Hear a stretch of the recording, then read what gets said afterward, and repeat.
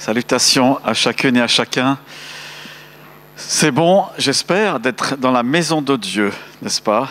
Pendant une année de ma vie, je n'ai pas pu venir à mon église à l'époque. Et quand je suis revenu dans cette église, je me dis « Ah, mais qu'est-ce que ça m'a manqué ?» N'est-ce pas? Parfois, on est un peu blasé, on se dit « Ouais, voilà, il y a culte. Bon, ben voilà. » Mais en fait, voilà, c'est un privilège et c'est un cadeau d'être dans la maison de Dieu. Et si tu ne le mesures pas vraiment encore aujourd'hui, j'espère que la semaine prochaine, ça sera mesurable, mesuré dans ton cœur. Avant de donner le message, je voulais nous rappeler quelque chose avec une image. Quand vous passez sur le pont Butin en direction de Carouge, vous avez à droite ce nouveau centre commercial, Sim quelque chose, je ne sais plus son nom exactement. Vous voyez? Comment? Small City, voilà. Ouais, j'y étais pas. Small City, avec ces 3 nouveaux bâtiments, là, c'est très sympa. Et à côté, il y avait des bâtiments. Il y avait plusieurs choses. Il y a même eu, pendant un temps, Espace Plénitude, une église qui était là, dans ces bâtiments. Et si vous y allez maintenant, vous allez voir, il n'y a plus rien. L'ancien bâtiment, hein. Et il n'y a que ce nouveau bloc, comme ça. Imagine que là, en un instant, le diable soit capable de te rappeler tous les péchés que tu as faits, même ceux que tu avais oubliés, n'est-ce pas? Tout le mal que tu as pu faire, ou le bien que tu aurais dû faire et que tu n'as pas fait. C'est le truc qui culpabilise, quoi. Imagine qu'il te montre tout ça, et puis Jésus vient dans ta vie lorsque tu fais alliance avec lui, c'est-à-dire lorsque tu mets sa main dans la sienne, ta main dans la sienne, eh bien Jésus te dit, je te pardonne, j'efface tous tes péchés. N'est-ce pas? Et tu reviens voir ce que le diable te montrait, et tu vois qu'il n'y a plus rien du tout. Plus rien du tout. Ah mais j'avais fait telle chose, c'est où tout ça? C'est un peu comme ce terrain là-bas, si vous allez, c'est encore sur Petit-Lancy, là, Louis Hubert, vous allez là-bas, il n'y a plus rien du tout, quoi. Ça fait tellement bizarre d'avoir connu ce bâtiment pendant des dizaines d'années, et là, il n'y a plus rien du tout. Eh bien, dans ta vie, Dieu te dit, je ne me souviens plus de tes péchés. Tu as fait alliance avec moi, je ne me souviens plus. Tu as beau chercher devant Dieu, si ton péché est encore là, Jésus, par son sang, alors que tu t'es rendu compte de ça et que tu reçois de lui son pardon et sa justice, Dieu te dit, je ne m'en souviens plus. Il n'y a plus rien qui n'existe. Et donc ta vie d'aujourd'hui, elle ne dépend pas de ce que tu as fait dans le passé ou de ce que tu n'as pas fait, mais elle dépend simplement de la justice qui est en Jésus. Et c'est dans l'Épître aux Hébreux, justement, que ça a été lu, une partie de l'Épître, c'est marqué « Je ne me souviendrai plus de leurs péchés ni de leurs fautes. » Il faut se le répéter. Grâce à Jésus, grâce à la croix, Dieu te dit sur ta vie « Je ne me souviendrai plus de tes péchés ni de tes fautes. » Alors, ce n'est pas une raison pour en faire. Jésus, ça on ne rappelle pas. Mais voilà, ce n'est pas une excuse, on est d'accord. Mais le souvenir devant lui n'est plus là. Alors ne t'accuse plus, ne sois pas le juge de toi-même ou ne permets pas au diable de t'accuser si Dieu, le seul vrai et le juste juge, a pardonné et a effacé cela. Des fois, on est nos propres juges. On se dit, ouais, quand même, j'aurais pu faire ça. Voilà, il y a 10 ans en arrière, j'aurais dû faire ça. Puis alors, ça change quoi maintenant? Rien. On s'auto-accuse, on est son propre juge, on prend la robe du juge et on s'accuse soi-même par rapport à quoi? Où est le support qui t'accuse? Jésus, il l'a crucifié à la croix, il y a 2000 ans, ça a été fait. À ce moment-là, l'acte qui nous condamnait eh bien, a été détruit à la croix par Jésus. Il s'agit pour toi maintenant de vraiment recevoir cela dans les tréfonds de ton cœur, de tes tripes. Oui, je suis une nouvelle créature. Je suis quelqu'un de neuf alors que le sang de Jésus m'a couvert. Amen. Tu ne restes pas un pécheur qui a à peu près reçu la vie éternelle parce que tu as un peu compris ça. Non, tu es une nouvelle créature. Les choses anciennes sont passées. Toutes choses, c'est en continu, c'est un présent continu, deviennent nouvelles.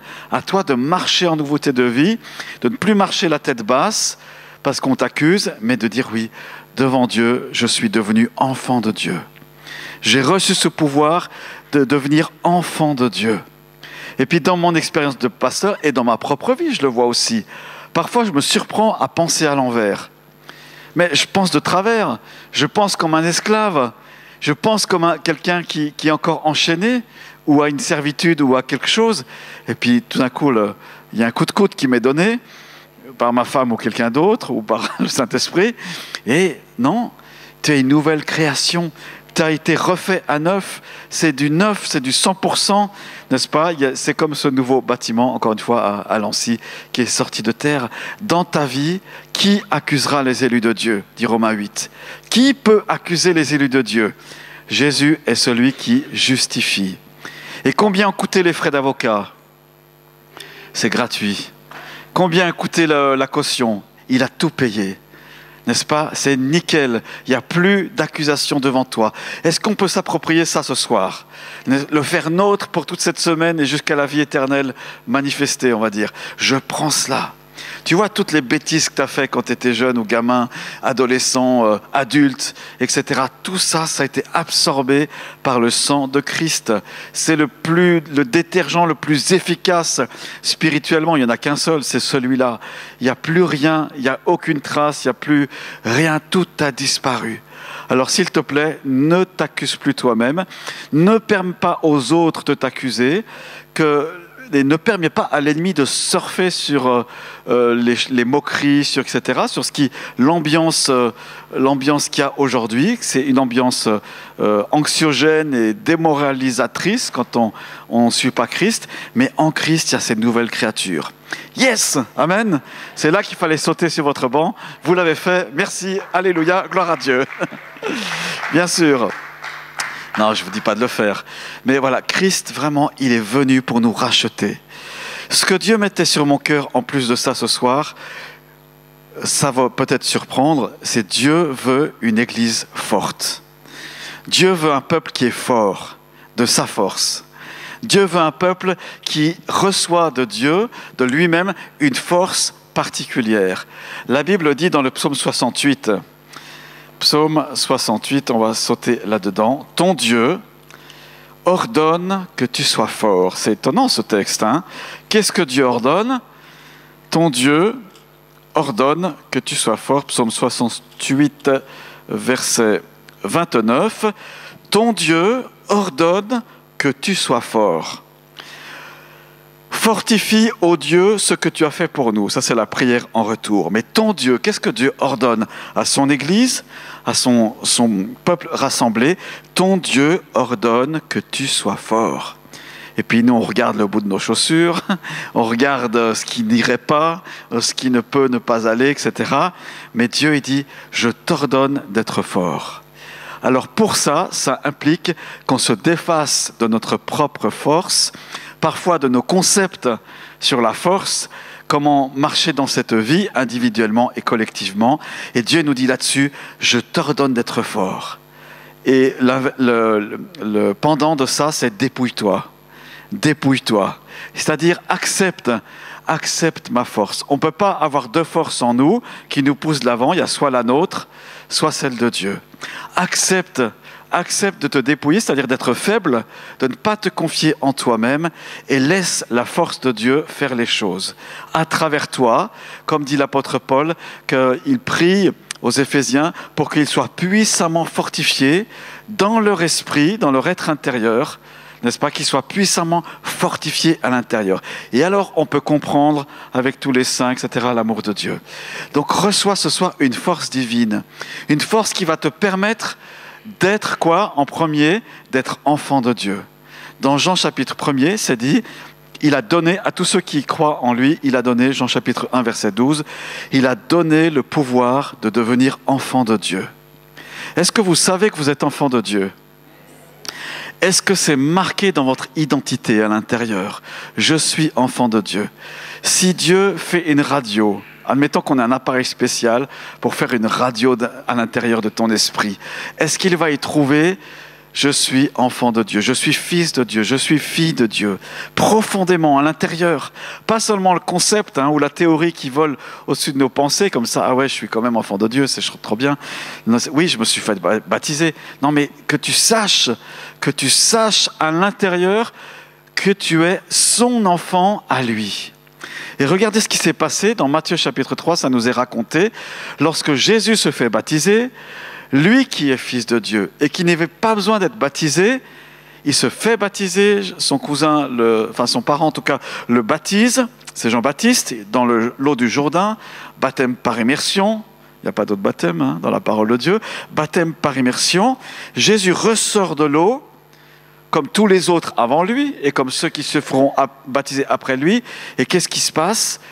Un des actes extraordinaires qui est là, il y a une voix qui se fait entendre du ciel, et qui lui dit, l'avait-il besoin de l'entendre? Oui. Qui lui dit, celui-ci est mon fils bien-aimé. C'est à toi que Dieu adresse sa parole ce soir. Celui-ci est mon fils bien-aimé. Mon fils comment? Bien-aimé. Tu es bien-aimé de Dieu. Ça doit pénétrer nos âmes, ça doit pénétrer nos cœurs. Tout à l'intérieur, je suis bien-aimé de Dieu. Et puis il y a des choses qui nous disent, ouais mais quand même, vous voyez le relativisme, le diable c'est celui qui relativise tout. Hein. Il dit à Ève, ouais Dieu, est-ce qu'il a réellement dit? Il dit à l'humanité entière, vous inquiétez pas, il n'y a pas de Dieu. Il est en train de les ensorceler dans ce discours-là qui mène à nulle part, un discours de non-valeur. Mais Dieu dit autre chose, il dit « Tu es mon fils bien-aimé ». Et qu'est-ce que ça veut dire d'être la fille ou le fils bien-aimé de Dieu?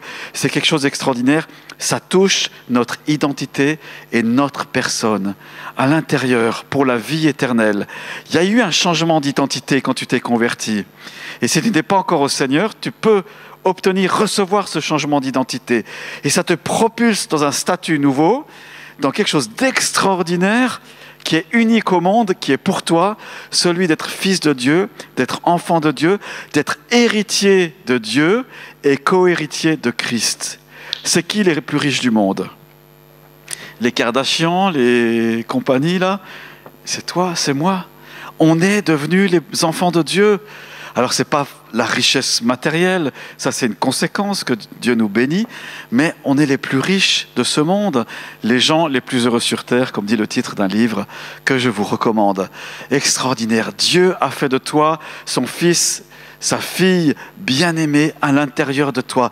Combien on rencontre de chrétiens, nous les pasteurs, là des fois on en parle, qui sont comme appauvris dans leur identité. Il n'y a pas cet ADN à l'intérieur, ce n'est pas encore pénétrer à l'intérieur.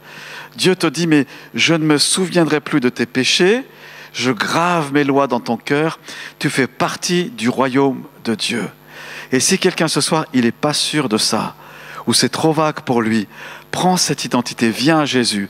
C'est lui qui la donne, hein, c'est personne d'autre. C'est pas ma prédication, c'est pas autre chose, c'est pas un bon livre, mais viens à Jésus et lui, il te donne cette nouvelle identité en lui.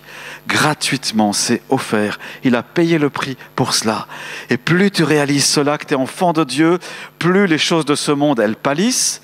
L'attrait de ce monde pâlit, c'est comme ça, les vases communicants, vous vous rappelez ça en sciences, quand on était au cycle ou au collège, on étudiait les vases communicants avec un système qui fait passer les liquides d'un récipient à l'autre.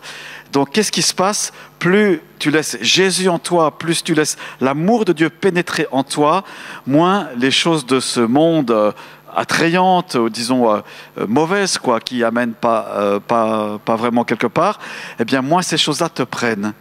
Et les passions que tu peux avoir dans ta vie, eh bien tout d'un coup tu dis, ah ouais, non mais ça a un peu moins d'intérêt parce que Jésus, c'est mon Jésus, c'est le mien. Il a frappé à la porte de mon cœur et je lui ai ouvert la porte.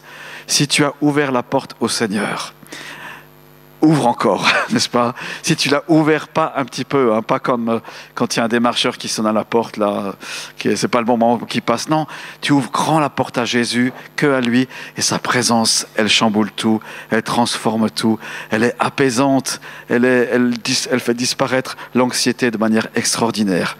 Donc vous êtes des enfants de Dieu. Vous êtes, c'est l'affirmation de Dieu, ton Dieu ordonne que tu sois fort et vous êtes des enfants de Dieu. Qu'est-ce que ça implique pour nous? Eh bien, c'est ce que l'apôtre Paul nous dit dans Romains chapitre 8. On va voir ce texte ensemble, c'est mon texte, la colonne de ma prédication ce soir. Romains 8, Romains chapitre 8, vous savez, c'est ce fameux chapitre qui est glorieux, c'est la gloire de Christ en nous. On va prendre les versets 14, je crois. Voilà, verset 14. En effet, tous ceux qui sont conduits par l'Esprit de Dieu sont fils de Dieu. Et vous n'avez pas reçu un esprit d'esclavage pour être encore dans la crainte, mais vous avez reçu un esprit d'adoption par lequel nous crions « Abba, Père ». L'Esprit lui-même rend témoignage à notre esprit que nous sommes enfants de Dieu. Or, si nous sommes enfants, nous sommes aussi héritiers, héritiers de Dieu et co-héritiers de Christ, si toutefois nous souffrons avec lui afin de prendre aussi part à sa gloire. C'est un des textes qui est le fondement de notre identité chez l'apôtre, ici, l'apôtre Paul, Romains 8, 14. Qu'est-ce qu'il est dit? Regardons. Soyez attentifs vraiment parce que c'est super important pour les temps d'aujourd'hui et les temps à venir. Tous ceux qui sont conduits par l'Esprit de Dieu sont fils de Dieu. Autrement dit, seulement l'Esprit de Dieu peut nous conduire dans notre identité. En accueillant l'Esprit Saint, en le recevant, puis vous dire, mais comment il faut faire pour le recevoir? Faut l'appeler, c'est tout. Hein. C'est quiconque fera appel au Seigneur sera sauvé. On peut appeler le Saint-Esprit, on peut faire appel à lui. Il est là à nos côtés, le consolateur et celui qui se tient, qui a été envoyé pour cela. Donc, faisons appel au Saint-Esprit et lui va nous conduire dans notre identité, c'est la suite du texte que j'ai lu, il nous conduit dans l'identité de fils et de filles de Dieu. Personne d'autre peut le faire. Le Saint-Esprit est là et il nous montre qui on est, on doit devenir en Christ. Amen avec ça?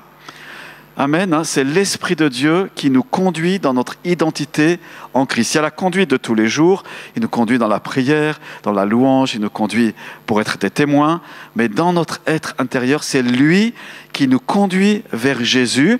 Et Jésus, c'est le seul qui est habilité à te donner cette identité en Christ. Tu peux te lever, levez-vous par exemple, maintenant, tu peux te lever, n'est-ce pas? Parce qu'il fait trop chaud, puis ça somnole un peu. On se lève, et puis tu peux dire à toi-même, Saint-Esprit, oui, Saint-Esprit, plus fort, je fais appel à toi, grave dans mon cœur mon identité, ma nouvelle identité en Christ. Et je proclame, je suis une nouvelle création. Je suis fils ou fille de Dieu. Mon Père est dans les cieux. Mon Père céleste est celui qui me donne cette identité. Amen. Amen. Pouvez-vous rasseoir? Très bien. 6 sur 6. Romains 6.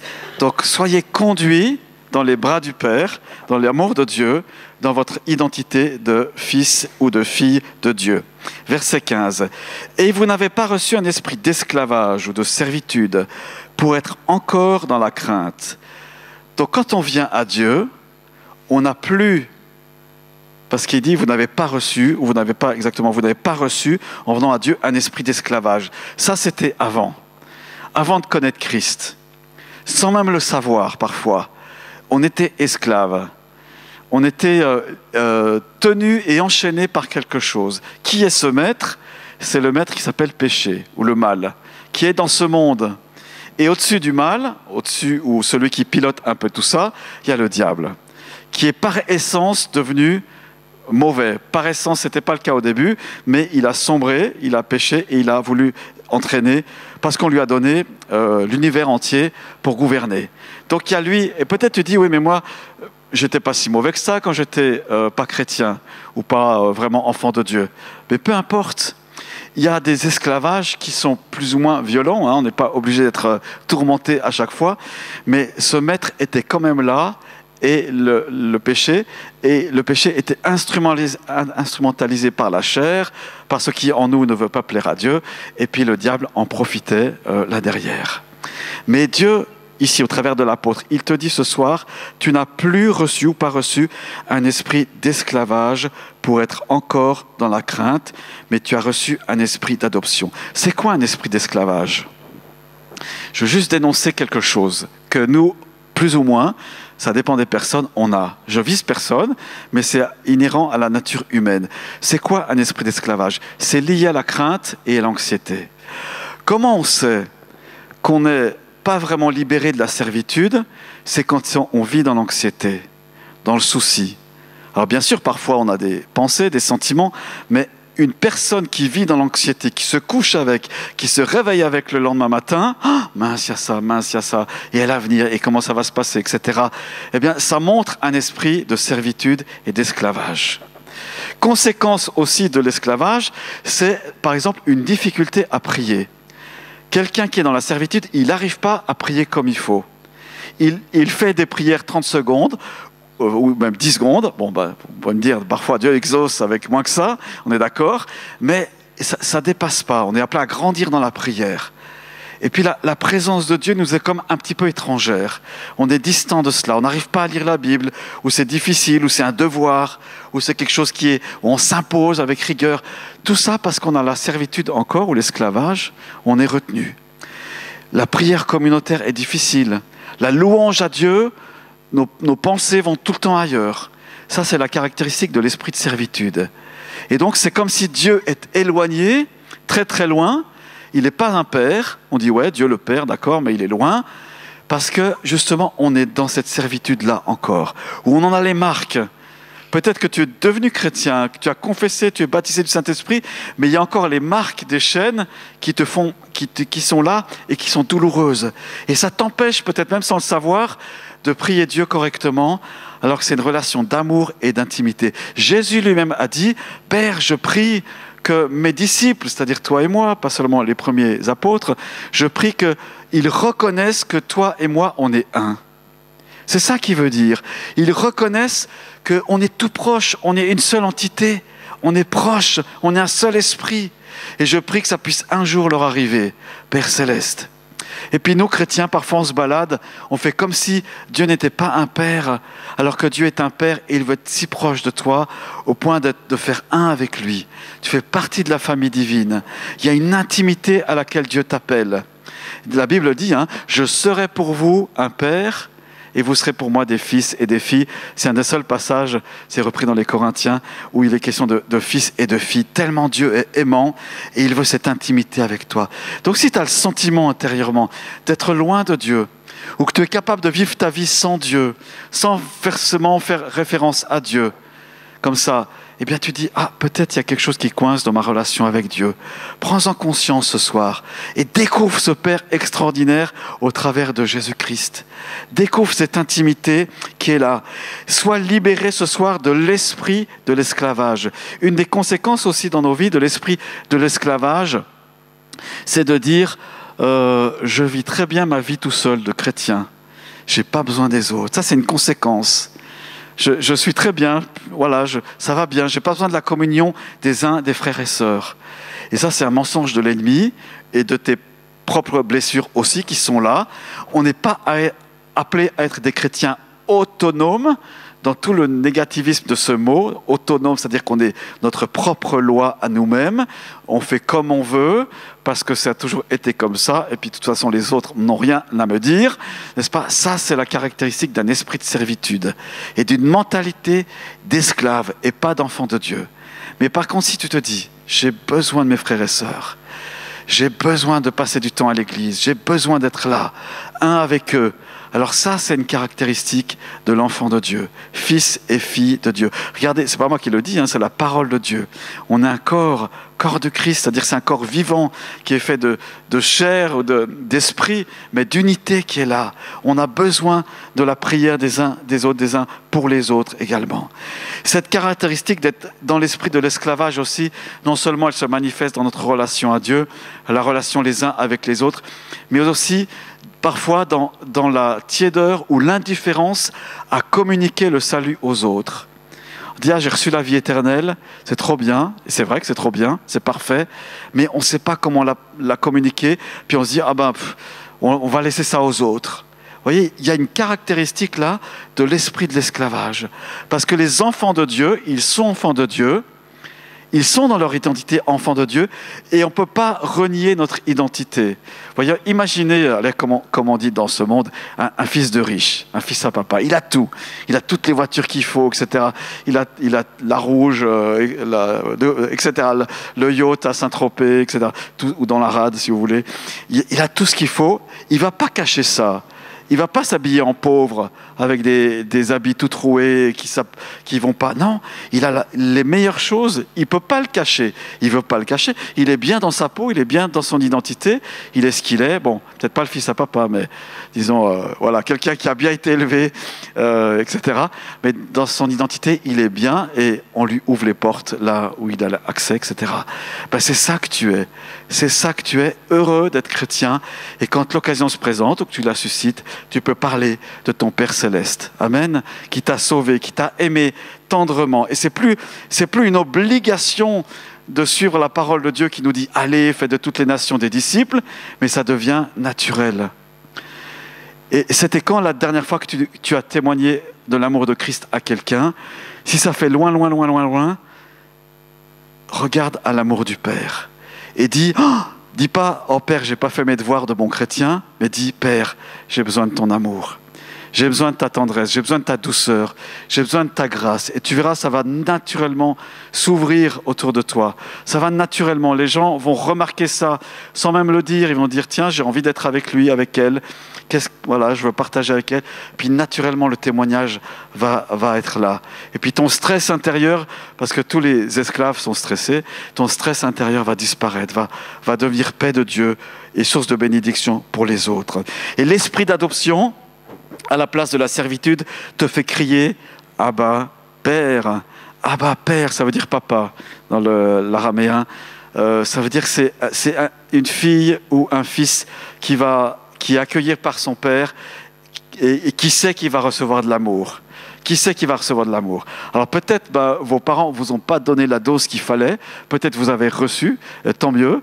J'espère avoir été un bon père, en tout cas pas trop mauvais, mais bon, qu'il me pardonne si ce n'est pas le cas. Mais dans l'absolu, la famille parfaite, c'est une famille aimante, où les deux parents peuvent communiquer l'affection, où le père prend le fils, la fille, et puis ils s'aiment tendrement, la mère console, etc. Enfin, je ne veux pas mettre des clichés là-dedans, mais où c'est naturel. L'enfant va prendre confiance en lui. Et si ce n'est pas le cas, tu peux venir ce soir dans les bras de ton Père Céleste. C'est le texte qui le dit, « Abba, Père, j'ai besoin de toi, Père. » Et le Père a déjà les bras ouverts avant que tu le prononces. Viens, viens, viens. On est un et je veux que tu sois un avec moi. Et lorsque l'Esprit Saint agit, il nous conduit, il rend témoignage à notre esprit que nous sommes quoi? Des amis, des serviteurs? Amis, c'est déjà pas mal, hein? Amis de Dieu, n'est-ce pas? Mais plus que ça, des enfants de Dieu. Je me dis, en lisant ce texte, mais qu'est-ce que l'apôtre Paul a dû réaliser à ce moment-là? L'adoption à l'époque de l'Antiquité, c'était quelque chose de très fort. Vous savez, il y avait des rites extraordinaires. Si vous vous rappelez Bénur, il y a un petit peu de ça, le vieux Bénur. Ils ont sorti un autre peut-être. Voilà, où, comment il s'appelait? Judas Bénur, il devient adopté par l'empereur romain. C'était quelque chose de très très fort. Il y avait quelque chose d'officiel qui était là. Chez nous, c'est empreint parfois de blessures et de difficulté, cette notion d'adoption. Mais là, devant Dieu, il y a quelque chose de magnifique, où Dieu te dit, tu es officiellement enfant de Dieu, je te prends dans mes bras, et on officielle ça à l'univers entier. Et si le texte, je termine avec ça, le texte dit, si nous sommes enfants de Dieu, si on a réalisé ça, cette plénitude, alors on réalise qu'on est héritier, on n'est plus les mendiants, on n'est plus les gens qui s'auto-alimentent, on pourrait dire comme ça, mais on est héritier de Dieu, on dépend de lui. Et pire que ça, ou mieux que ça, pardon, on est co-héritier de Christ. Ça veut dire que Christ est le grand frère, il est le sauveur, il est le Seigneur, il est le juste juge, mais tu réalises qu'il est le grand frère de la famille, celui qui a initié ces choses-là, qui a tout payé, il a tout protégé, comme un grand frère, c'est son rôle.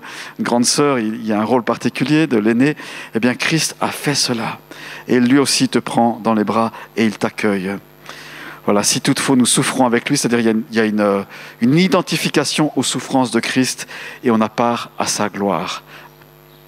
Voilà en résumé ce qu'il nous faudra méditer pour toute cette semaine. Devoir, d'accord?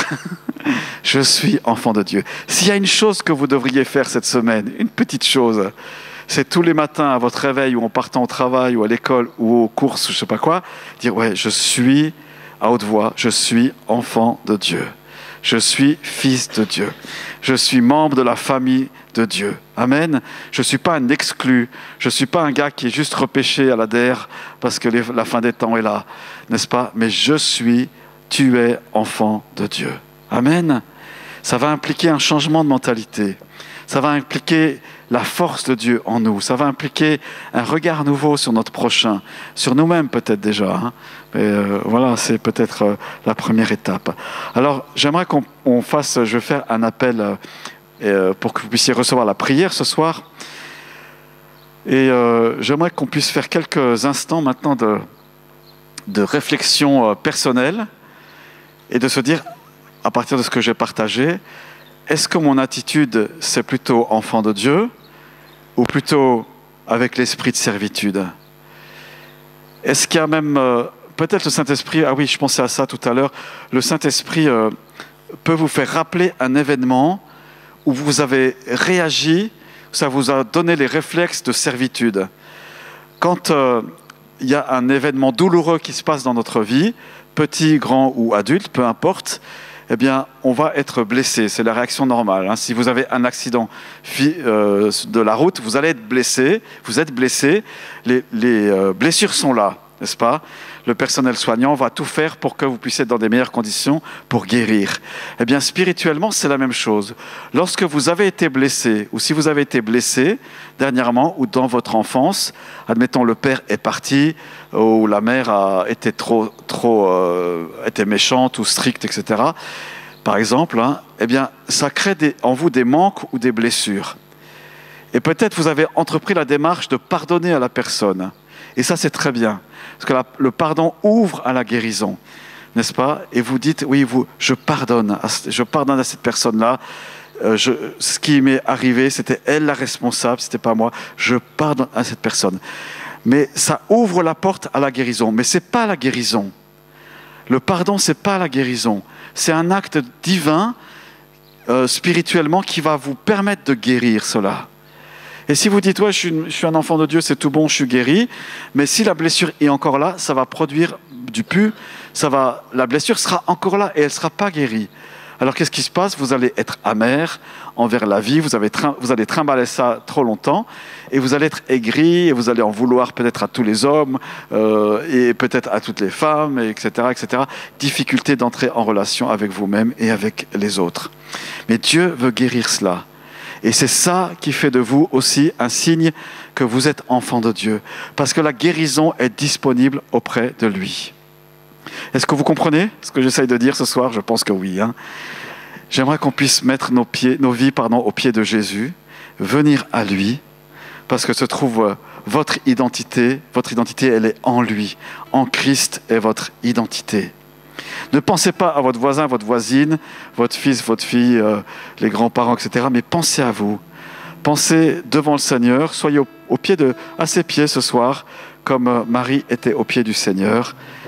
Peut-être que dans cet échange de Luc, ce qui nous est rapporté, l'échange n'est pas rapporté, mais peut-être que Jésus a eu des paroles de connaissance pour Marie. On ne sait pas trop. Peut-être qu'elle a été guérie intérieurement dans son âme ce soir-là, où elle avait un rendez-vous avec Jésus à ce moment-là, et Jésus l'a guérie. Et ce soir, c'est ton soir. Alors, je vous propose de faire quelques instants de réflexion.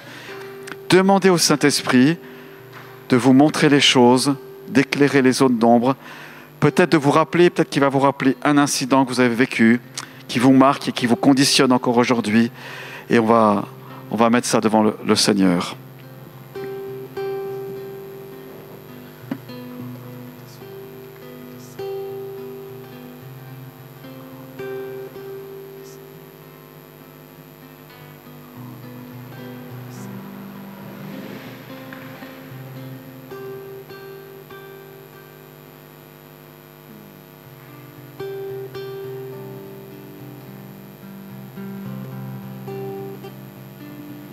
Ce soir, j'ai un mot qui vient à mon esprit, c'est le mot compensation. Le fait d'avoir manqué de l'affection ou de l'amour que nous aurions dû ou pu recevoir, peut-être qu'on ne l'a pas voulu non plus, hein. Eh bien, on va compenser, c'est la nature humaine, on compense par quelque chose qui peut devenir une addiction, une dépendance, parce qu'on veut combler ce vide qui est là. Mais ce soir, viens au Père. Et si tu as des réflexes de compensation, eh bien, viens au Père. Viens au Père. Peut-être tu te réfugies en toi-même. Peut-être voilà, il y a quelque chose que tu prends, etc. Quelque chose qui vient apaiser. Et peut-être ce soir, le Seigneur te dit, viens à moi, afin que je puisse te guérir, te soulager, t'apaiser en profondeur. Viens à moi. Alléluia. Et c'est vrai qu'il n'y a pas besoin d'avoir des blessures pour venir à Dieu. On peut venir comme ça, et c'est un Père pour toi ce soir. C'est le Dieu paternel, la paternité de Dieu qui te donne ton identité d'enfant de Dieu.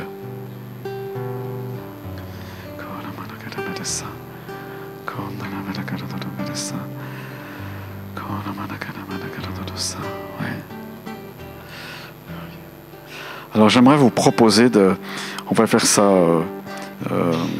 bien structuré, mais j'aimerais vous proposer de venir devant, ceux qui veulent la prière, ceux qui veulent davantage réaliser encore cet amour du Père Céleste, personnel. Vous pouvez venir devant, personne ne vous regarde, mais vous venez devant Dieu, et puis moi je ferai le geste de l'onction d'huile sur vous, sans forcément prier spécialement, mais l'huile qui est là comme le symbole de guérison du Saint-Esprit, qui est l'esprit d'adoption, hein, vous vous rappelez, le Saint-Esprit c'est l'esprit d'adoption. Alors je vous invite à venir devant, vous inquiétez pas de ce que peuvent penser les autres, et si vous êtes à la maison, faites aussi le geste de vous avancer devant Dieu pour recevoir cet amour, et voilà, on le fait tout simplement, et je suis convaincu que Dieu va vous toucher, s'il ne l'a pas déjà fait, par son amour qui est très très fort, qui est extraordinaire au point de graver une identité, de vous déployer dans votre identité d'enfant de Dieu, de fille et de fils de Dieu. Donc ceux qui veulent la prière, avancez-vous maintenant. Merci Seigneur. Alléluia.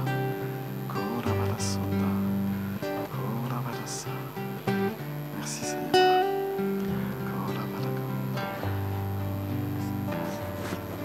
Peut-être formons plus une ligne, comme ça sera plus simple pour la prière. Vous n'êtes pas obligé de le faire. Chacun est libre. Chacun peut venir. Vous venez auprès du Père. Vous venez dans ses bras du Père. Comme il a pris le Fils prodigue, Dieu n'a pas pu s'empêcher de le serrer dans ses bras. Et puis vous recevez l'amour du Père comme ça. Peut-être qu'il vous a manqué, peut-être que vous n'avez pas eu, peut-être ça a fait tellement défaut dans votre vie, ou alors peut-être c'était juste quelques sentiments comme ça.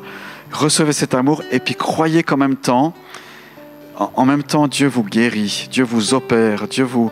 alors que vous le lui permettez, il va au tréfonds, il va à l'intérieur, Recevez cela vraiment déjà maintenant. Et moi je passe avec l'onction d'huile. Recevez ce que Dieu vous donne, le Saint-Esprit vous donne personnellement. Voilà, là, ça vient du ciel, ça vient du cœur du Père, et il vous le donne personnellement.